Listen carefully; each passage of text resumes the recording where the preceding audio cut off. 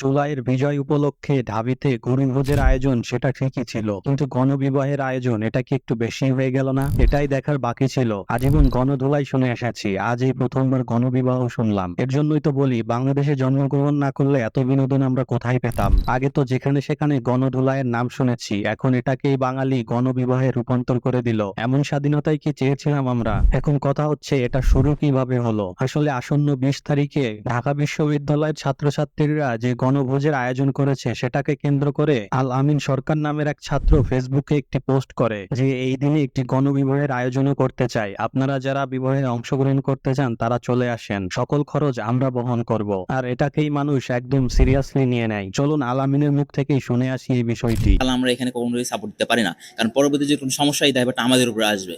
ঠিক আছে, এই বিষয়টা আমরা বিশেষ দৃষ্টিকোণ থেকে দেখতে পারি। আমরা গণবিবাহটা আসলে এইভাবে না যে পূর্ব পরিচিত ছিল এবং সেই সম্পর্কটা হালাল করতে চাচ্ছে, সেই ক্ষেত্রে আমরা এটা সাপোর্ট দিতে পারি এবং আমি নিজেও সাপোর্ট করি এই বিষয়টা।